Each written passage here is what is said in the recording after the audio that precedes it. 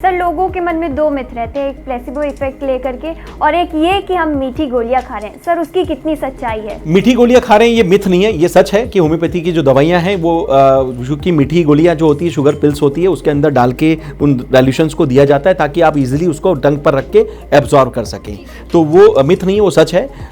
लेकिन मीठी गोलियों में बड़ा काम भी होता है, ऐसा भी बताया जाता है जो लोग जानते हैं। लेकिन अगर जो दूसरा आपका क्वेश्चन था कि ये स्लो सिस्टम है,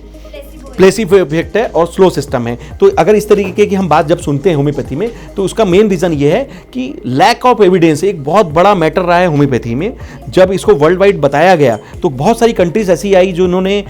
होम्योपैथी पे जब बात की तो उसमें लैक ऑफ एविडेंस, मतलब जिन डॉक्टर से पूछा गया उस कंट्री में जो प्रैक्टिसिंग जो डॉक्टर्स हैं कि अगर क्रिटिकल केस में अगर हम बात करते हैं तो होम्योपैथी के एविडेंस चाहिए, तो निश्चित रूप से ये उन कंट्रीज़ के डॉक्टर्स की जवाबदारी थी कि उन्हें वो डेटा देना चाहिए था। और लैक ऑफ एविडेंस के कारण कहीं ना कहीं बहुत सारी कंट्रीज में होम्योपैथी को ऐसा मान लिया गया कि इन होम्योपैथी दवाइयों का मतलब है प्लेसिबो इफेक्ट। इसका मतलब आप दवा में चूंकि केमिकल नहीं है, आपको जो दिया जा रहा है वो प्लेसिबो की गोलियां हैं और आप सिर्फ इसलिए ठीक हो सकते हैं कि आपके दिमाग में एक साइकोलॉजिकल फाइंडिंग है कि मैं दवा खा रहा हूं। तो इस तरीके से कई सारी कंट्रीज में होम्योपैथी को इसके पीछे बहुत सारे जो कह सकते हैं कि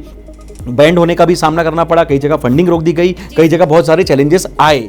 तो प्लेसिबो इफेक्ट एक कॉमन टर्म है जो किसी भी सिस्टम में बिना दवाइयों का सेवन करने के लिए अगर कोई पेशेंट ठीक हो रहा है तो उसको प्लेसिबो इफेक्ट के नाम से माना जाता है, चाहे वो एलोपैथी हो, होम्योपैथी हो या आयुर्वेद हो, अगर हम प्लेसिबो इफेक्ट के बारे में बात करें। लेकिन चूंकि प्लेसिबो इफेक्ट में सबसे ज्यादा नाम जोड़ा गया होम्योपैथी का, उसका रीजन यही था कि लैक ऑफ एविडेंस